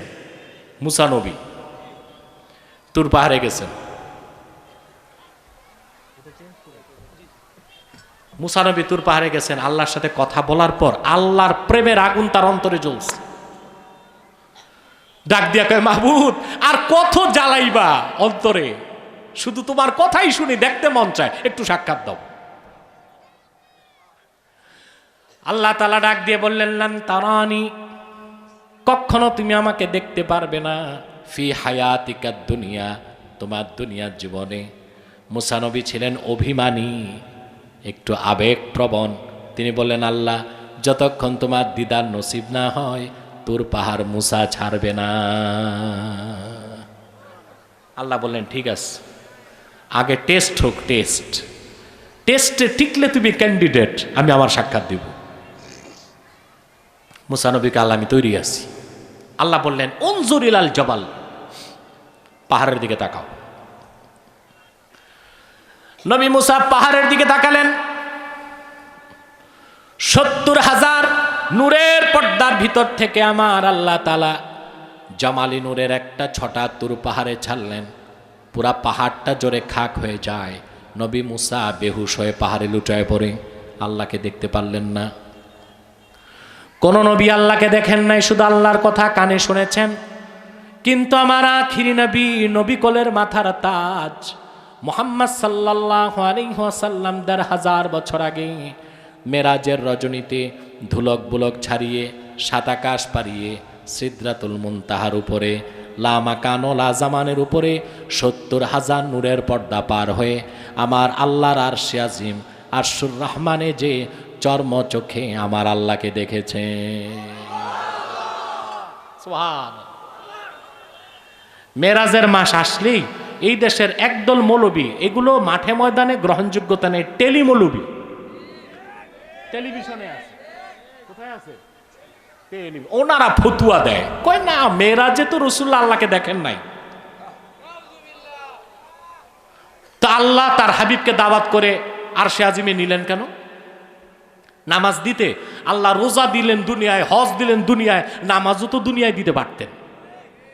তা শুধু নামাজ দিতে না, হাবিবকে, আশেক মাশুককে দিদার দিতে মেরাজে দাওয়াত করেছে, ঠিক কিনা? এই ব্যাপারে সমস্ত মুহাদ্দিস একমত, কোরআনের আয়াতও আছে। আল্লাহ পাক কোরআন কারীমে বলেন, মা যাগাল বাসারু ওয়া মা তাগা। আমার নবী মুহাম্মদ সাল্লাল্লাহু আলাইহি ওয়াসাল্লাম ফাওকাস সামাওয়াতিস সাবঈন, আরশুর রহমানে আমি আল্লাহর দিদার যখন নসিব হয়েছে ওনার, আমাকে দেখার সময় আমার দোস্ত মুহাম্মাদের দৃষ্টি আঁকাবাঁকা হয় নাই, সীমা লঙ্ঘন করে নাই। আল্লাহু আকবার। আল্লাহ সন্দেহ দূর করছে, মুসায় তো দেখতে পারেনি আমারে, কিন্তু আমার হাবিব যখন আমাকে আরশুর রহমানে দেখেছে, সুবহান। মেরাজের রাতে আমার হাবিব যখন আমাকে ফাওকাস সামাওয়াতিস সাবঈন আরশুর রহমানে দেখেছে, দেখার সময় কোনো সমস্যা হয় নাই, দৃষ্টি আঁকাবাঁকা হয় নাই, দৃষ্টি সীমালঙ্ঘন হয় নাই। আমার দোস্ত আমাকে পরম তৃপ্তির সাথে দেখেছে। সুবহানাল্লাহ। তাহলে লক্ষাধিক নবী সাক্ষ্য দিয়েছেন আল্লাহ এক না দেখে, আর মুহাম্মদ সাল্লাল্লাহু আলাইহি সাল্লাম সাক্ষ্য দিয়েছেন আল্লাহ এক। আল্লাহর কথা কানেও শুনেছেন, আল্লাহকে চোখেও দেখেছেন। সেই সাক্ষ্যটাই এসেছে সূরা আলে ইমরান 18 নম্বর আয়াতে। আল্লাহ পাক বলেছেন, শাহিদাল্লাহু আন্নাহু লা ইলাহা ইল্লা হুয়া ওয়াল মালাইকাতু ওয়া উলুল ইলমি কাইমান বিল কিসত লা ইলাহা ইল্লা হুয়াল আজিজুল হাকীম। আল্লাহ নিজে সাক্ষ্য দেন আল্লাহ এক, সব ফেরেশতা সাক্ষ্য দেন আল্লাহ এক, সকল নবীগণ সাক্ষ্য দিয়েছেন আল্লাহ এক। সুবহানাল্লাহ। সব জ্ঞানীগণ সাক্ষ্য দেন আল্লাহ এক। এর চেয়ে বড় কোনো সাক্ষ্য নাই। এটা আমরা বিশ্বাস করি। এটা বিশ্বাস করা ছাড়া মুসলমান হবার কোনো সুযোগ নাই। এরপর আল্লাহ ওনার দুইটি পরিচয় উল্লেখ করেছেন, আল আজিজ, আল হাকিম। পড়েন, আল আজিজ, আল হাকিম। আমি ব্যাখ্যার আগে দুইটা আমল দিতে চাই, আপনাদের করবেন? কথা বলে না। কোরআনি আমল করবেন, এতে সওয়াবও আছে, সফলতাও আছে। শুধুই শুধুই কবিরাজদের কাছে দৌড়াবেন না, ওরা অনেক সময় বোগলাবাজি করে। আপনাদের দেশে কবিরাজ আছে নাকি? আছে না? এই আন্দাজে ভণ্ড কবিরাজদের কাছে দৌড়াবেন না, কোরআনি আমল করবেন। আপনার যত বড় সমস্যা হোক, কোনো কাজে যাবেন, কর্মকর্তা ঘুষ চায়, টাকা নেই ঘুষ দেওয়ার। আপনি ফজর নামাজের পর ইয়া আজিজু আল্লাহর এই নামটা 360 বার পড়বেন। জি, আগে 11 বার দরুদ সালাম, পরে 11 বার দরুদ সালাম। তারপর আল্লাহর কাছে দোয়া করে কাজে বের হবেন, সেই কাজ সফল হবে। আপনি ছাত্র, আপনার সিলেবাস শেষ হচ্ছে না, পড়া বুঝতেছেন না, বুঝলেন? উস্তাদ গাইড সব নিলেও পড়া বুঝেন না। আপনি এশার নামাজের পরে ইয়া হাকিমু এটা পড়বেন 360 বার। আগে 11 বার দরুদ সালাম, পরে 11 বার দরুদ সালাম। তারপর পড়া শুরু করবেন, দেখবেন অটোমেটিক আপনি সব জটিল পড়াগুলো সমাধান পেয়ে যাচ্ছে। এই আমল করবেন তো ইনশাআল্লাহ। তাহলে আল্লাহ তাআলা দুটো সিফত উল্লেখ করলেন এই আয়াতে, আজিজ এবং হাকিম। আজিজ শব্দের অর্থ বাংলায় করা হয়েছে পরাক্রমশালী, কিন্তু এই অর্থটা সঠিক হলেও পরিপূর্ণ নয়। আজিজ শব্দের সবচেয়ে সুন্দর ব্যাখ্যা করেছেন ইমাম রাজি তাফসির আল কাবীরে। তিনি বলেছেন, আল আজিজ আল্লাযী লা ইউজাদু লাহু মিসলুন। আজিজ বলা হয় তাকে যেই মহান সত্তার কোনো মেসাল নাই, তিনি আমার আল্লাহ। এবং আজিজ শব্দের ব্যাখ্যা করতে যে ইমাম রাজি বলেছেন, কদ ইত্তাফাকাল উলামাউ মিন উম্মতি মুহাম্মাদিন সাল্লাল্লাহু আলাইহি ওয়াসাল্লাম আন্নাল্লাহ আযজা ওয়া জাল্লা মুনাজ্জাহুম মিনাল জিসমে। সমস্ত আহলুস সুন্নাহ ওয়াল জামাতের আলেম একমত, আমার আল্লাহ তাআলা দেহ থেকে পবিত্র, অর্থাৎ সকল আকারের স্রষ্টা আমার আল্লাহ নিজে নিরাকার। এই আকীদা মনে থাকবে? আমাদের দেশে লামাযহাবী কিছু ভাই আছে, আপনাদের এলাকাতেও থাকতে পারে। তারা প্রচার করে যে আল্লাহ তাআলার আকার আছে, আমাদের মতো হাত পা আছে, আমাদের মতোই হাত পা আছে। এটা একটা শিরকপূর্ণ আকীদা। হ্যাঁ, আল্লাহর হাত আছে, বিশ্বাস করতে হবে। যদি বলেন না আল্লাহর হাত নাই, তাহলে আপনার ঈমান চলে যাবে। কারণ হাত হচ্ছে আল্লাহর সিফত, আর আল্লাহর সিফতকে অস্বীকার করলে কুফরি হয়। কিন্তু আবার যদি বলেন সেই হাতটা আমাদের মতো 5 আঙ্গুল বিশিষ্ট, আকার বিশিষ্ট হাত, এটা হবে শিরক। কারণ আপনি আল্লাহর হাতের মেসাল দিলেন আমাদের হাতের সাথে, অথচ আল্লাহ বলেছেন লাইসা কামিসলিহি শায়, আমার আল্লাহর কোনো মেসাল নাই, কোনো সাদৃশ্য নাই। সুবহানাল্লাহ বলবেন? আল্লাহর হাত আছে বিশ্বাস করেন? জি। কিরকম হাত প্রশ্ন আসে না? আল্লাহ তো চেহারার কথাও বলেছেন, ওয়ায়াবকা ওয়াজহু রাব্বিক। আল্লাহ বলছেন ওয়ায়াবকা ওয়াজহু রাব্বিক। আল্লাহ তার ওয়াজহুন চেহারার কথা বলেছেন। আল্লাহ ওনার কদমের কথা বলেছেন, হাদিসে এসেছে। বিশ্ববরণ্য ইমাম ইমাম আজম আবু হানিফা রাহমাতুল্লাহ ব্যাখ্যা করেছেন, ফালাহু ওয়াজহুন লাইসা কা উজুহিনা ওয়ালাহু ইয়াদুন লাইসা কা আইদিনা ওয়ালাহু রিজলুন লাইসা কা আরজুলিনা লাইসা কা মিসলিহি শাই। আমার আল্লাহর চেহারা আছে, আমাদের মতো চেহারা নয়। আমার আল্লাহর হাত আছে, আমাদের মতো হাত নয়। আমার আল্লাহর কদম আছে, আমাদের মতো কদম নয়। তাহলে কি রকম হাত আছে? ফালাহু ইয়াদুন কামা ইয়ালিকু বিশানিহি।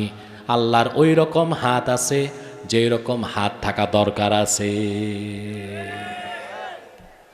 হাতের অর্থ কি সবসময় 5 আঙ্গুলের হাত হয়?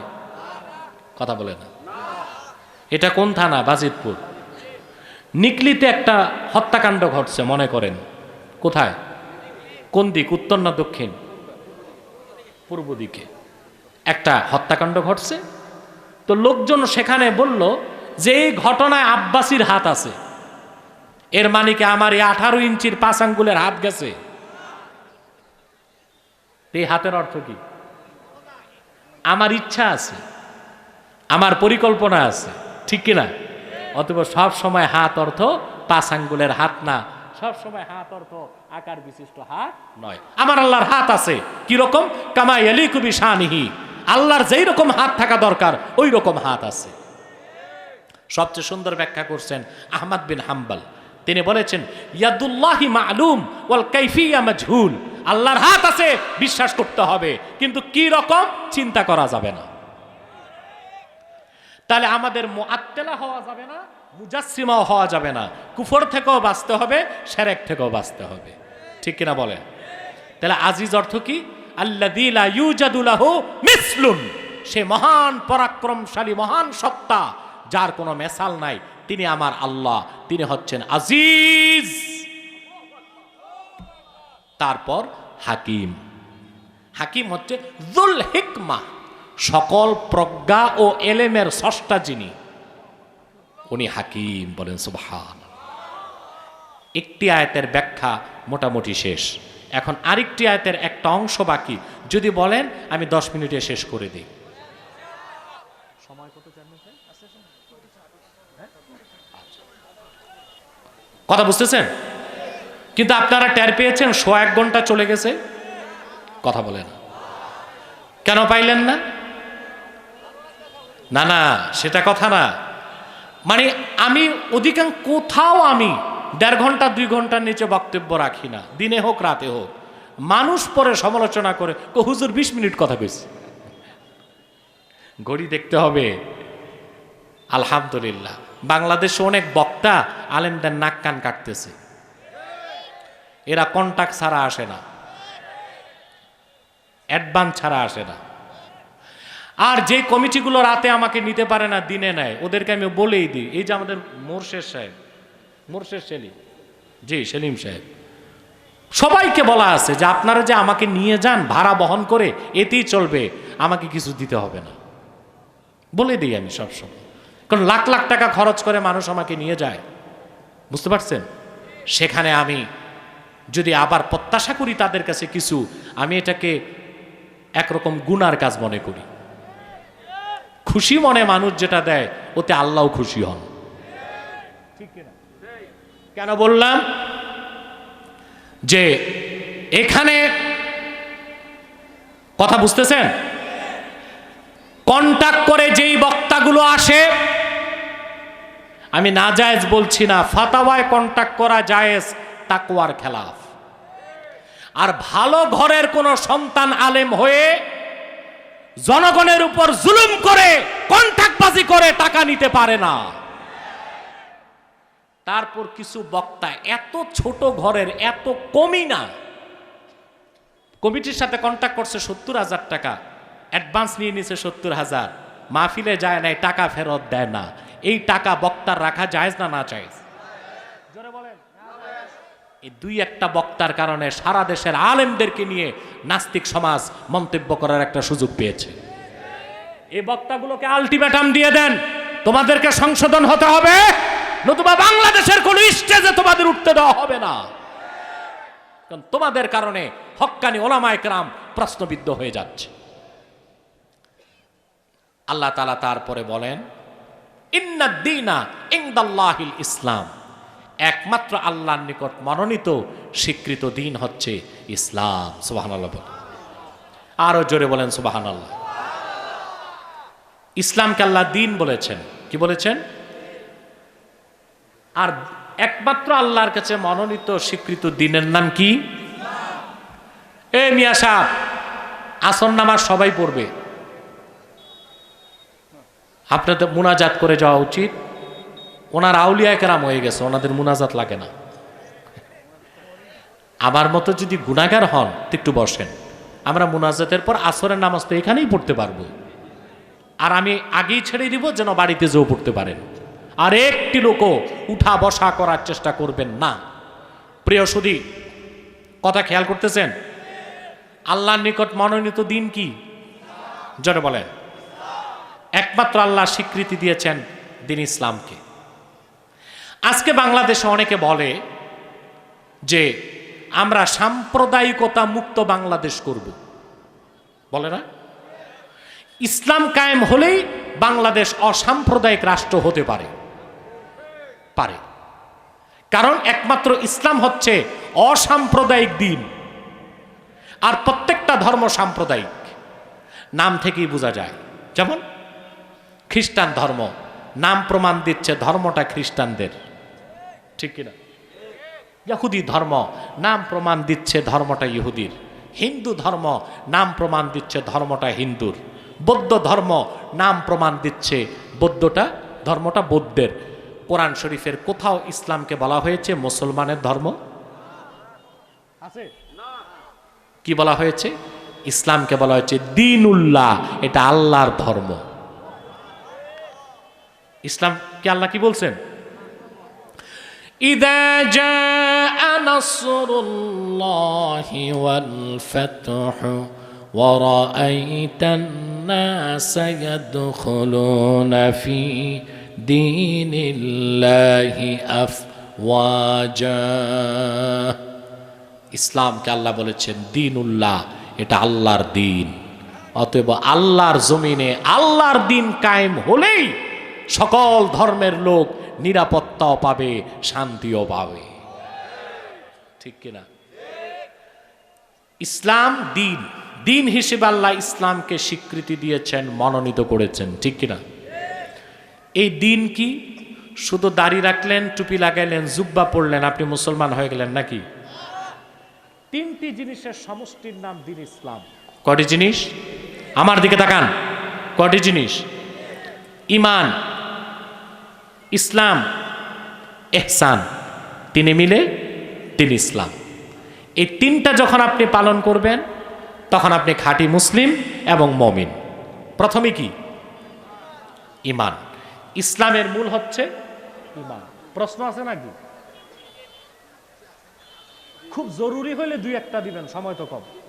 আর কোনো প্রশ্ন দিবেন না, একেবারে হাতেই রেখে দেন, আর আমাকে ডিস্টার্বও করবেন না। কথা খেয়াল করছেন? ইসলামের মূল কি? ঈমান, ঈমান, ঈমান, ঈমান। সুবহানাল্লাহ। ঈমান নাই, ইসলাম নাই। ঈমান না এনে মুসলমান হওয়া যাবে?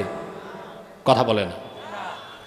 আপনার দাড়ি আছে, টুপি আছে, জুব্বা আছে, নামাজ পড়েন, কোরবানি দেন, ঈমান নাই, আপনি মুসলিম না অমুসলিম? জোরে বলেন। একটি সূচের পেছনের ক্ষুদ্র ছিদ্র দিয়ে একটা উটো যদি যেতে পারে, ঈমান না এনে শুধু দাড়ি টুপি জুব্বা কুর্তা দিয়ে মুসলমান হওয়া যাবে না। দিন ইসলাম আর অন্য ধর্মের মানবরচিত, বিকৃত, মিথ্যা আশ্রিত ধর্মগুলোর মধ্যে মূল পার্থক্য হচ্ছে, বসেন না আপনারা, অন্য ধর্মগুলোতে প্রথা মানলে সেই ধর্মের অনুসারী হওয়া যায়। কি মানলে? যেমন একজন খ্রিস্টান, সে যদি জেসাস বা যিশুকে বিশ্বাস নাও করে, কিন্তু গির্জায় যাতায়াত করলে সে খ্রিস্টান সমাজে খ্রিস্টান হতে পারবে। ইহুদি, সে যদি ডেভিডকে, জ্যাকবকে, মুসাকে বিশ্বাস না করে সিনাগগে যাওয়ার দ্বারা সে ইহুদি ধর্মের লোক বলে গণ্য হবে। হিন্দু যদি 12 মাসে 13 পূজা করে, রামকৃষ্ণকে বিশ্বাস না করে, সে হিন্দু হতে পারবে প্রথা মানার দ্বারা। বৌদ্ধ যদি গৌতম বুদ্ধকে বিশ্বাস নাও করে, প্যাগোডাতে যাতায়াত করে, সে বৌদ্ধ হতে পারবে। কিন্তু কোনো ব্যক্তি যদি 5 ওয়াক্ত নামাজ পড়ে, কোরবানি করে, জাকাত দেয়, হজ করে, দাড়ি আছে, টুপি আছে, জিকির ফিকির হালফাল সব আছে, কিন্তু আল্লাহর কোরআনের 6666 খানা আয়াতের একটি আয়াতের একটি শব্দের একটি অক্ষরকে যদি বিশ্বাস না করে, সে মুসলমান হতে পারবে না। কারণ ইসলামের মূলটাই ঈমান। মূল কি? ভালো করে বুঝেন। ঈমান আনলে আপনি মুমিন। মুমিন হবার পর আপনাকে ইসলামে ঢুকে মুসলিম হতে হবে। এই কোরআন কারীমের কোথাও কোন কাফের মুশরিক অবিশ্বাসীকে আমার আল্লাহ রাব্বুল আলামিন মুসলমান হতে বলেন নাই। কাফের মুশরিকদেরকে বলেছেন ঈমান এনে মুমিন হও, আর ঈমানদার মুমিনকে বলেছেন ইসলাম গ্রহণ করে মুসলিম হও। আমি বুঝাতে পারি নাই? কোরআন কারীমের কোথাও কোন কাফের মুশরিককে অবিশ্বাসীকে আল্লাহ বলেন নাই তোমরা মুসলিম হও, তাদেরকে বলেছেন তোমরা মুমিন হও। কি হও? আর মুমিনকে বলেছেন মুসলিম হও। তাহলে আগে কি ইসলাম না ঈমান? ঈমান আনলে আপনি মুসলিম, ঠিক কিনা? দেখেন কোরআন শরীফে আল্লাহ বলেছেন, ইয়া আইয়ুহাল্লাযীনা আমানুত্তাকুল্লাহা হাক্কা তুকাতিহি ওয়া লা তামুতুন্না ইল্লা ওয়া আনতুম মুসলিমুন। হে বিশ্বাসীগণ, ঈমানদারগণ, তোমরা আল্লাহকে যথাযথ ভয় করো এবং মুসলিম না হয়ে মৃত্যুকে আলিঙ্গন করো না। একই কথা সূরা বাকারা 208 নম্বর আয়াতে আল্লাহ বলেছেন, ইয়া আইয়ুহাল্লাযীনা আমানু দুখুলু ফিস-সিলমি কাফা ওয়া লা তাত্তাবিউ খুতুওয়াতিশ শাইতান। হে ঈমানদারগণ, বিশ্বাসীগণ, তোমরা ইসলামে প্রবেশ করো। তাহলে কাফেরকে বলেছেন ঈমান আনো, আর মুমিনকে বলেছেন ইসলাম গ্রহণ করো। তাহলে দিন ইসলাম, এই যে দিনের কথা আল্লাহ বলেছেন যে ইন্নাদ দীনা ইনদাল্লাহিল ইসলাম, এই দিন 3টা জিনিসের সমষ্টি। প্রথম হচ্ছে ঈমান, তারপরে হচ্ছে ইসলাম, তারপরে হচ্ছে ইহসান। 3 মিলে দিন ইসলাম। এখন বলবেন ঈমান কি? প্রশ্ন আসে না? কথা বলে না। আমি এক কথায় জবাব দিয়ে দিচ্ছি। আল্লাহর হাবিব মুহাম্মদ সাল্লাল্লাহু আলাইহি ওয়াসাল্লাম আজ থেকে ১৫০০ বছর আগে আল্লাহর পক্ষ থেকে যা কিছু এনেছেন, যা কিছু বলেছেন, যা কিছু করেছেন, যা কিছু এনেছেন তা কোরআন, যা কিছু বলেছেন তা হাদিস, যা কিছু করেছেন তা সুন্নাহ। সেই কোরআন, সেই হাদিস, সেই সুন্নাহের প্রত্যেকটা বিষয়কে চোখ বন্ধ করে বিশ্বাস করার নাম হলো ঈমান। এরপরে ইসলাম। ইসলাম কি? ইসলামের ব্যাখ্যা ইমাম রাজি লিখেছেন, ওয়া আসলুহু মিনাস সিলমে হুয়াল ইনকিয়াদু জাহির। ঈমান আনার পরে কোরআন হাদিসের সমস্ত বিধানকে মস্তক পেতে মেনে নেওয়ার নাম হচ্ছে ইসলাম। ঈমান, ইসলাম, তারপর হচ্ছে ইহসান। ইহসান কি? সকল ইবাদত হবে আল্লাহর সন্তুষ্টির জন্যে, এটার নাম ইহসান বা ইখলাস। এই ঈমান যখন আসবে আপনি মুমিন। সব বিধান যখন শরীয়তের মানবেন আপনি মুসলিম। আর সব কাজ যখন আমার আল্লাহর সন্তুষ্টির জন্য হবে আপনি মুহসিন। এখন আপনি কি হবেন? শুধু মুমিন না মুসলিম হবেন? শুধু মুসলিম না মুহসিন হবেন? যদি আপনি মুমিন হন, আল্লাহ ওয়াদা করেছেন মুমিন হবার পরে আপনাকে আল্লাহ জান্নাত দিবেন, তবে গ্যারান্টি নাই ফার্স্ট চান্সে না সেকেন্ড চান্সে। যদি আপনি মুমিনের পর মুসলিম হন, আল্লাহ আপনাকে জান্নাত দিবেন হিসাবের পর। আর যদি আপনি মুহসিন হয়ে যান, আল্লাহ 100% গ্যারান্টি দিয়েছেন বিনা হিসাবে, বিনা আযাবে, ফার্স্ট চান্সে আল্লাহ আপনাকে জান্নাত দিয়ে দিবেন। তাহলে আজকে কি মেসেজ দিচ্ছে আপনাদেরকে? কি নিয়ে বাড়ি যাবেন? কথা বলেন। একটি মেসেজ আমি দিয়ে দিই সবসময় জনগণকে, শ্রোতাকে। সেটা হচ্ছে আমরা সব কিছুর ঊর্ধ্বে আমাদের কাছে ঈমান। আমরা পরিপূর্ণভাবে কোরআন সুন্নাহকে বিশ্বাস করব, হয়ে যাব মমিন। তারপর রসুল করিম সাল্লাল্লাহু আলাইহি সাল্লাম ১৫০০ বছর আগে যে শরীয়ত দিয়েছেন সেটা ইসলাম, আমরা পুরাপুরি ইসলামের বিধানগুলোকে মানব। ৩, আমাদের প্রত্যেক নেক আমল হবে আল্লাহর সন্তুষ্টির জন্য, তাহলে আমরা হয়ে যাব মহসিন। আমাদের কোনো আমল রাজনৈতিক স্বার্থে হতে পারবে না, সামাজিক স্বার্থে হতে পারবে না। পারবে? ওই যে আপনাদের জামালপুরে না কোথায় বাংলাদেশে চেয়ারম্যান মসজিদ করে দিয়েছে, নির্বাচনে হেরে গেছে, মসজিদের টিন খুলে নিয়ে গেছে। তাহলে ও মসজিদটা দিছিল আল্লাহর সন্তুষ্টির জন্য না নির্বাচনে জিতার জন্য? আরে এই চেয়ারম্যানের অবস্থা ইহুদিদের মতো হয়েছে, ওর দুনিয়াও গেছে আখেরাতও গেছে, ঠিক কিনা? অন্তত 4 মিনিটে হেরে মসজিদটা রাখলে তো দুনিয়ায় হারলো পরকালে জিতে যেত। তাহলে ইবাদত হবে কার জন্যে? আপনি হয়ে যাবেন মুহসিন, চোখ বন্ধ করার সাথে সাথে আল্লাহর জান্নাত পেয়ে যাবেন। পারবেন তো ইনশাআল্লাহ? আল্লাহ কবুল করুন, আল্লাহ মঞ্জুর করুন। বলুন আল্লাহুম্মা আমিন, আর জোরে বলেন আল্লাহুম্মা আমিন।